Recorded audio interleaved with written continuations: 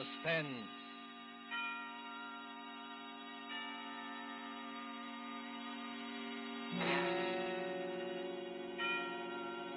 This is the Man in Black, here again to introduce Columbia's program, Suspense. Heading our starring Hollywood cast this evening is Mr. Richard Dix, who appears as a United States naval officer who found himself in a remarkable predicament on what should have been an uneventful flight from New York to Philadelphia. As fellow passengers aboard the airliner are Miss Gail Page as a girl named Monica and Mr. Montague Love, who plays that aged and domineering millionaire Silas Naylor. A story by John Dixon Carr called Death Flies Blind is tonight's tale of suspense. If you have been with us on these Tuesday nights, you will know that suspense is compounded of mystery and suspicion, dangerous adventure. In this series are tales calculated to intrigue you, to stir your nerves, to offer you a precarious situation, and then withhold the solution until the last possible moment.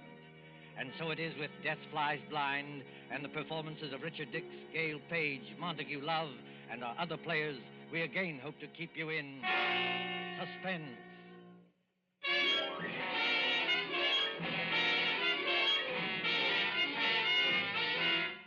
LaGuardia Field, Municipal Airport of New York.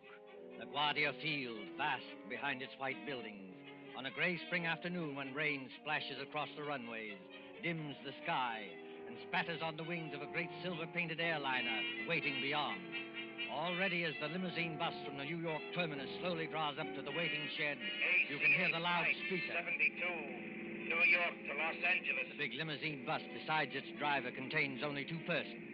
One is a tall young man in United States naval uniform, with the stripes of a lieutenant commander around his sleeve.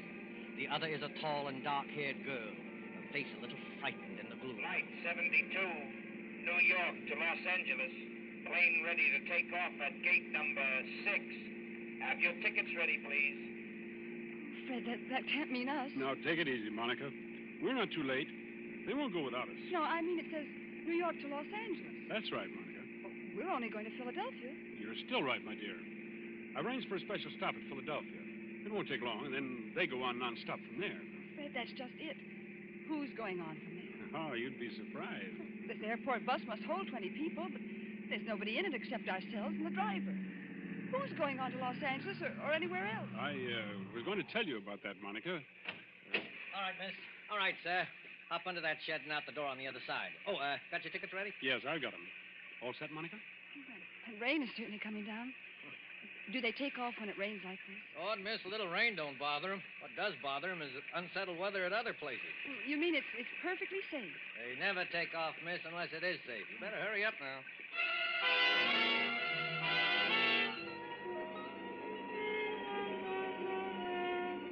There's the plane, Monica. Shall we run for it? Fred, I'd rather not run if you don't mind. Aren't getting nervous, are you? No. I know it's stupid of me. I've flown before. It's just those few seconds before the takeoff. You're moving and the motors have been idling. All of a sudden they start to roar. The plane races ahead and the roar gets louder and suddenly you think, am I ever going to get down alive? Now, look here, my dear. I'm sorry, Fred. There's nothing to worry about, you know. Of course not. I'll be good. It's just this dismal day and a ghostly bus without any passengers. And... Fred, look. Where? At the plane.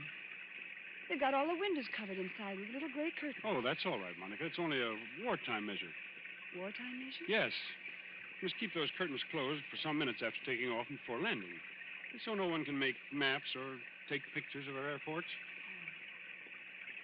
Anything could happen up there, couldn't it? No.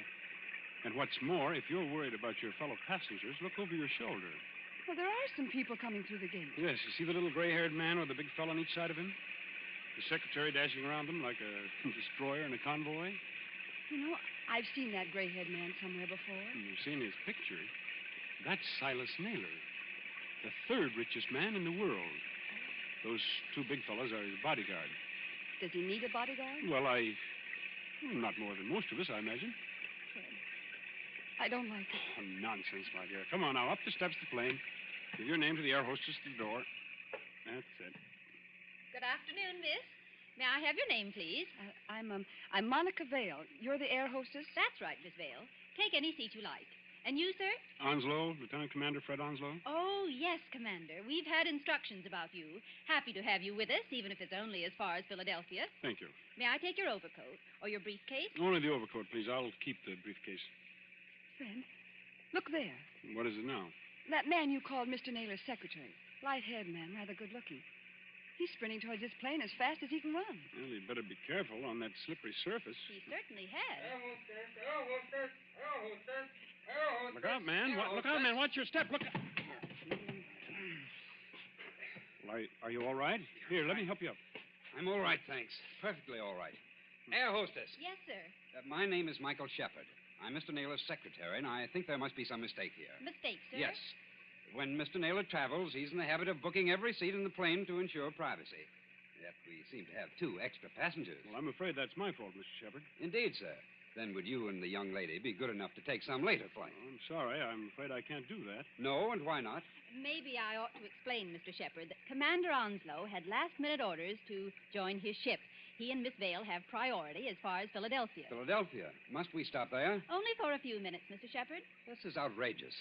Mr. Naylor is traveling, in a sense, on government business. Well, so am I, old man. The Navy often does. That doesn't alter the principle of the thing. I don't want to seem ungracious, you understand. Mr. Naylor is always glad to help our brave soldiers and sailors. For the love of Mike. Now, choir will now sing hymn number 242. Now the But gorgeous this ride time through- you've gone too far. I shall appeal to Mr. Naylor himself. Mr. Naylor. Mr. Naylor. Yes, Mr. Shepard, I can hear you. What is it? This naval officer, sir, and the young lady. Oh, I know, Shepard, I know. Isn't the plane big enough for all of us? I was only following your orders, Mr. Naylor. You asked for privacy. All right, Shepard. What I'm asking for now is less noise. The lieutenant commander in the Navy, eh? That's right, Mr. Naylor. Off on another fishing trip, I suppose. That's just exactly right, sir. Ever have dyspepsia? No, never. Well, I have. 20,000 a year I pay doctors. And what do they give me? This stump. I'm not surprised you got priority, Commander, but I am a little surprised about the girl. She's my fiancée. Mr. Naylor, Miss Vale. Meet the rest of my family.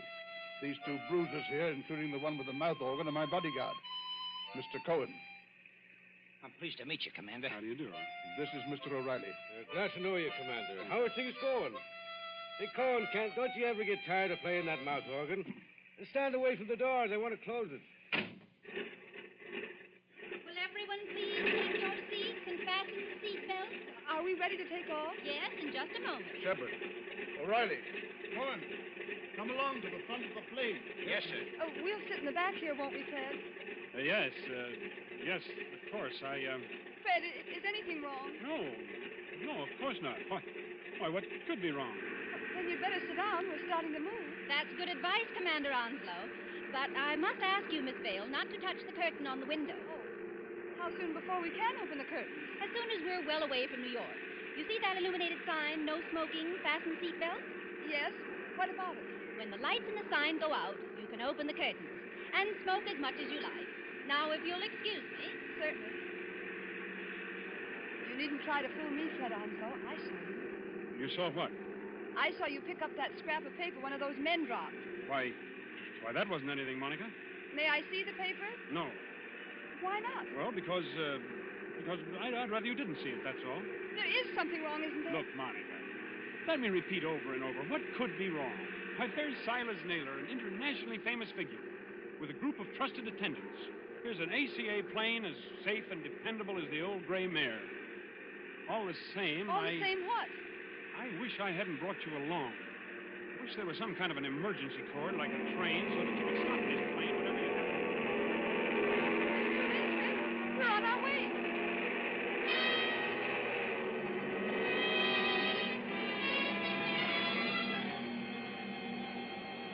"15 minutes, 30 minutes, 40 minutes. The great silver plane throbs against dead quiet.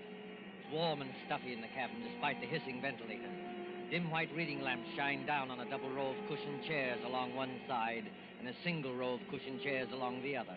Ahead, above the closed door to the pilot's control cabin, the red glowing sign still warns against opening those curtains. Aft in the plane sits Commander Onslow, his eyes fixed on the clock under that illuminated sign.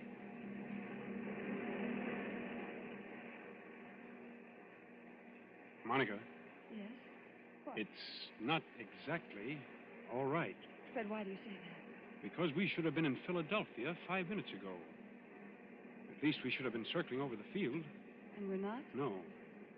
But we're still 10 or 12,000 feet up if the pressure on my eardrums count for anything. And traveling like a bat out of Hades. Weather's delaying us, I guess, huh? Maybe it is. It's awfully bumpy, isn't it? Yes, a little. Makes you gasp for breath and your stomach turns. Oh. That was a bad one. Not getting airsick, are you? I don't think so. I wish I had some of that chewing gum they give you. A ring for the air hostess. She'll bring you some. I did ring the bell, Fred, and there's no answer. Oh, she's busy in the pantry back there, that's all. She didn't hear you. Here, I'll get you some gum. No, wait, I'll go. Sure you're all right? I want a powder my nose anyway. Besides, you're going to have company. Our Mr. Shepherd is weaving along this aisle as though he didn't like air pockets either. Well, thank the Lord one of that party's awake up there. I thought they were all dead. Don't say that. Say what? Dead. A spooky plane with everything so quiet and dead itself. Remember how the pilot walked through a while ago and looked around and walked right back to the control cabin again? No, I didn't notice him. Oh, that's what I mean. It was like a ghost. I'll be right back. Say, Commander Onslow. Yes, Mr. Shepherd? Mind if I sit down? Not at all. Go ahead. Fact is, Commander, I want to apologize. Oh, that's all right. Forget it.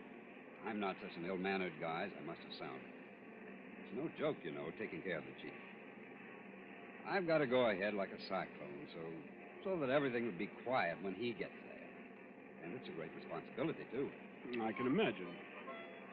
I go on these long trips. There's the chief half asleep and O'Reilly reading detective magazines and Cohen with his mouth organ. Doesn't that mouth organ bother the old boy? No, he likes it. Especially when Cohen plays the old square dances. Chief's a great man in his way. I was just wondering about that. Wondering what? Is it true? Stop me if I'm talking out of turn. Go ahead. We can trust the Navy. Is it true he's offered to design and build, at his own expense, a fleet of underwater cargo boats, submersible freighters, up to 5,000 or 6,000 tons? That'd do away with the submarine menace altogether? Where did you hear that? Oh, just rumor. Is it true? Yes. It's true enough. You see, Mr. Shepherd, I'm one of the few people who believe that plan is practical. But there must be a lot of people who would like to see Mr. Naylor put out of the way. There are, Commander. Only they can't get at him. You're quite sure of that? Dead sure. Hitler himself isn't better guarded. Why, you could no more shoot or stab or poison the chief than you could... Why, what was that? What happened? Monica? Is anything wrong? Back there?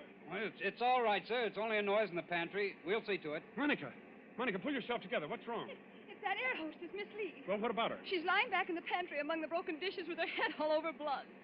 Somebody beat her over the head and left her there to die. Somebody? Yes. But nobody's gone back to the pantry. Nobody's gone past us Except the pilot, a co-pilot of this plane, remember? Excuse me, Mr. Shepherd. I'm going to open the curtains on that window. Do you think it's wise, Commander? We were told not to. Well, we were told a lot of things. I'll just take the responsibility of... Good Lord! There, Monica. Mr. Naylor! Yes, son. What's up? Draw the curtain on your window and take a look down.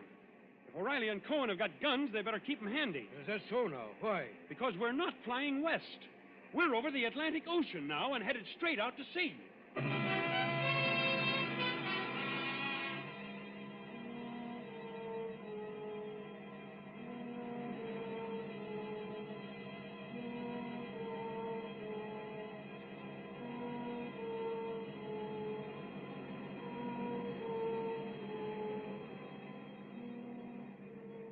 Gray water, thin clouds.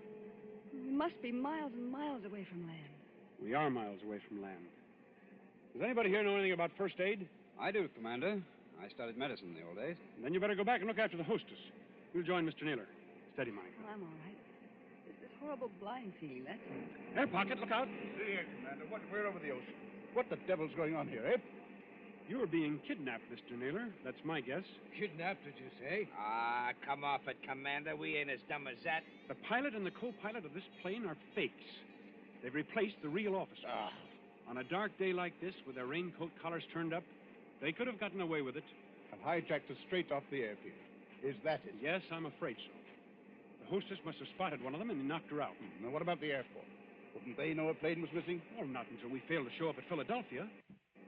The pilot would report by radio telephone about, 15 minutes out of New York. But after that, silence. Excuse me, Commander. You say these two fake pilots are still aboard? In that compartment there with the closed door? Yes, that's right. Then what are we waiting for, Cohen?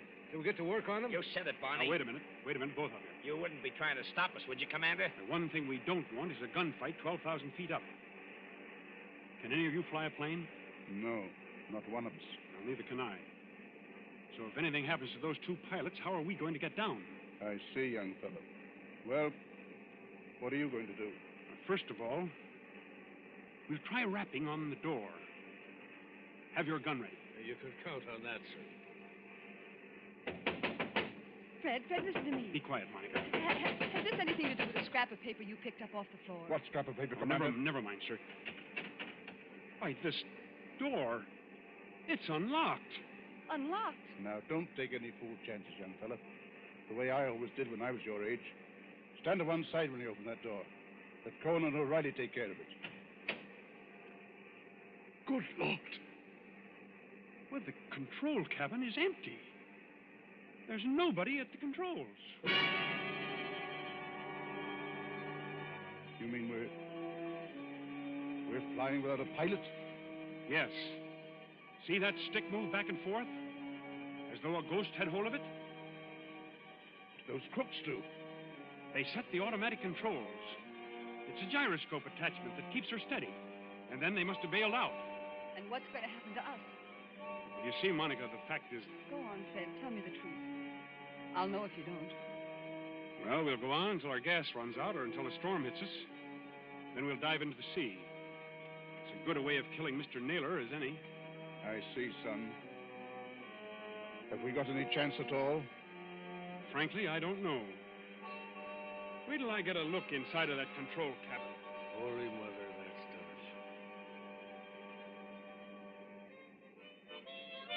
Cohen, stop it. Stop it! Yeah, Mr. Naylor? Stop playing that infernal mouth organ. Or if you must play something cheerful. Yeah, sure, Mr. Naylor, sure. How long do you think it'll be before we... Quiet, Cohen. Here's the commander back again. Well, young fella. The radio telephone's out of order. We can't signal. Fred, what about those patrol ships? You said they're 200 miles out to watch for unidentified aircraft. Won't they see us? They've seen us already, I expect. They'll send for an Army fighter plane to investigate, but... well, what can it do? Yeah. Shoot us down, maybe, huh? That's fine. If only somebody could fly the plane. Well, nobody can, Skipper, so think of something else.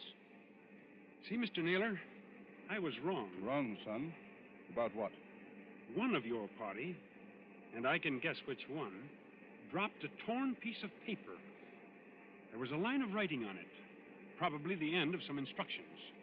Well? Those instructions ended, you should land just as your fuel fails at 7 o'clock a.m. You should land just as your fuel fails at 7 o'clock a.m. But that might not have anything to do with this, son. What made you suspicious of it? Because it was written in German. In German? Quiet, Cohen. I can't hear myself think. Okay, Mr. Naylor. I'm sorry. I thought the fake pilots were kidnapping you, maybe abroad. There's not enough fuel for that, is there? Well, if there's enough fuel for Los Angeles, then there's enough for Europe. Well, that won't work. They bailed out and left us to crash. Excuse me, sir, but it's getting black as pitch out there. I think there's a storm coming up. What happens when that hits us? Plenty, O'Reilly. Plenty. Yeah, well, I was afraid of that. If only somebody could fly this plane, I could navigate it. Navigate it? Yes. You have to learn aerial navigation in my business. With enough figuring, I might even set a new course and try the automatic controls on it. No, I don't dare handle the ship. Wait a minute. I know a way out of this. Well, then speak up, miss. There's a 90-mile wind going to hit us any minute. The air hostess, of course. Miss Lee, what about her? I remember reading somewhere that most air hostesses get flying instructions when they've been with the company for a given length of time. You know, Miss Vale, that's true.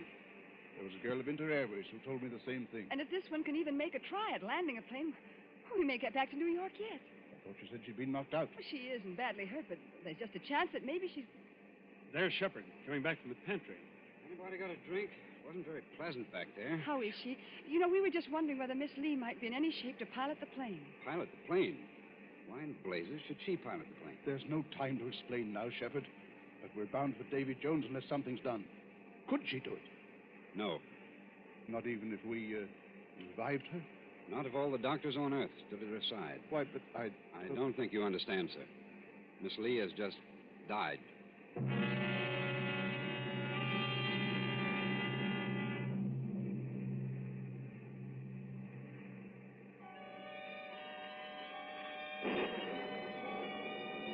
Thin singing of wind above the clouds, then storm with a white eye of lightning at the windows. Losing height, gaining it again, blown off her blind course, flung partway back again, always racing forward on a flight to nowhere. Late afternoon, evening, night, the steady throbbing of motors like a pulse beat inside the head. Towards morning, the storm dies away. In that dim cabin, there is exhaustion of nerves. The hands of the clock stand at 1:45 in the morning.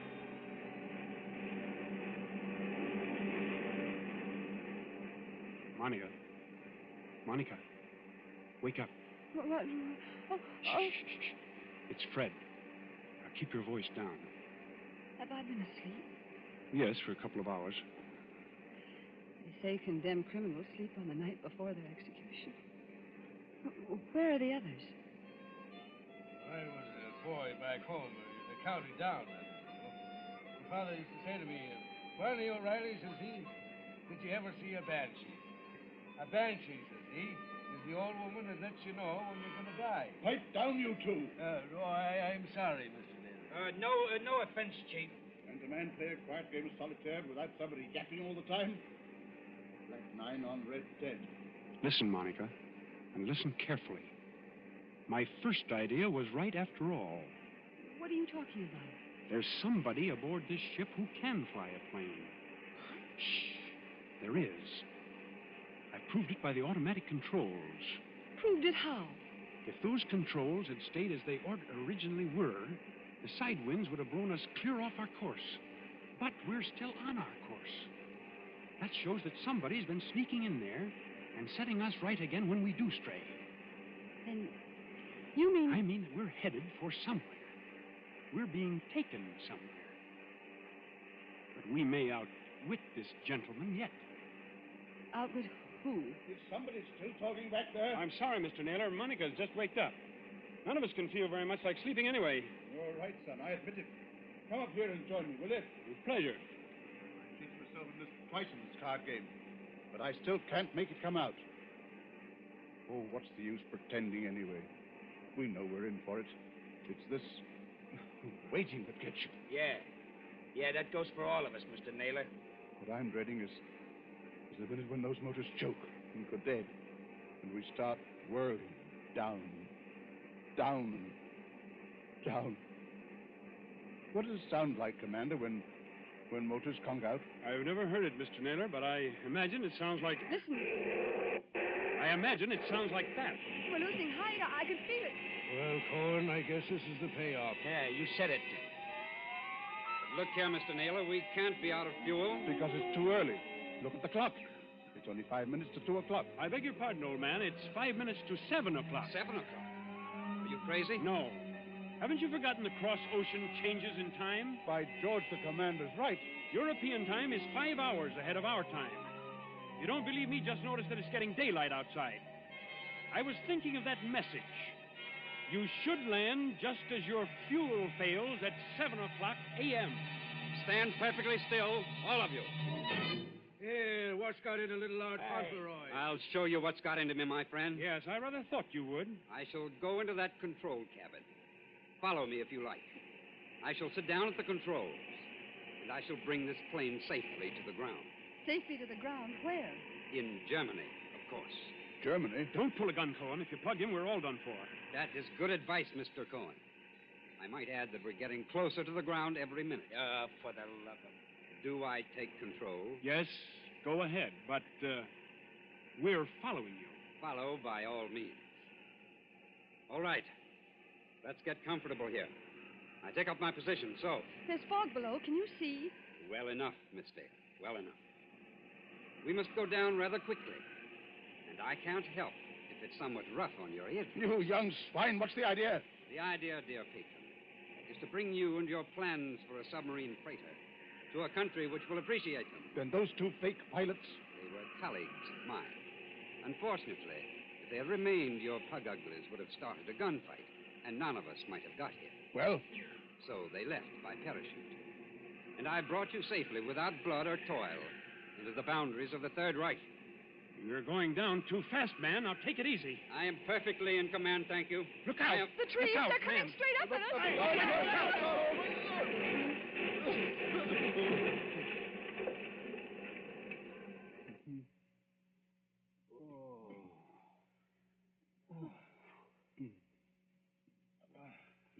Are you all right, Monica? Are you all right? Yes. Oh, only a bit shaken up. We're all okay here, Skipper. Shall I give this guy the works now before they come to get us? No, don't shoot. Let him alone. That also is good advice.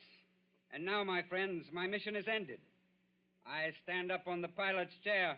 I throw open this glass hatch. And to all Germany, to all the world, I cry. Dies ist das gestohlene Flugzeug im Begriff zu landen auf Feld Nummer 21. Heil Hitler! Well, strike me blind if it ain't another one. Yes, first Rudolph S. and now this bloke. What do you suppose they want over here? English. Why are you speaking English? Why, Cocky? It's an heathen habit we've got in this country. This isn't England. Oh, yes, it is. Better climb out of here and with your hands up. But it can't be. I followed the course laid down on those instruments. Unfortunately, old man, I altered our course last night. Keep back, Shepard, or you may get a bullet in the head yet. Your instructions were all right, but they didn't tell you about the 5 hours difference in time. When we got to the right navigation point, I let the fuel out of the tanks and made you think we were landing in Germany. You know, there's nothing like having a good Nazi for a taxi driver, is there?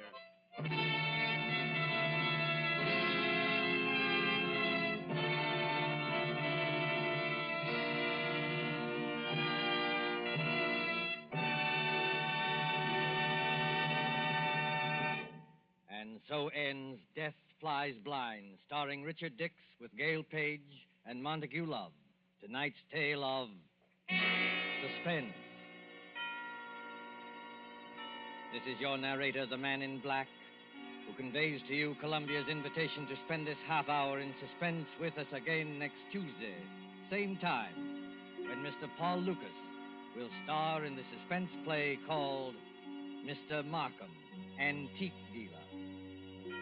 Ladies and gentlemen, on the following Tuesday, May 18th, Mr. Charles Lawton and Miss Elsa Lanchester will be with us in one of the most famous of Agatha Christie's thrillers, The ABC Murders. William Spear, the producer, Ted Bliss, director, Lud Gluskin and Lucian Mahowick, the conductor and composer, and John Dixon Carr, the author, collaborated on tonight's Suspense.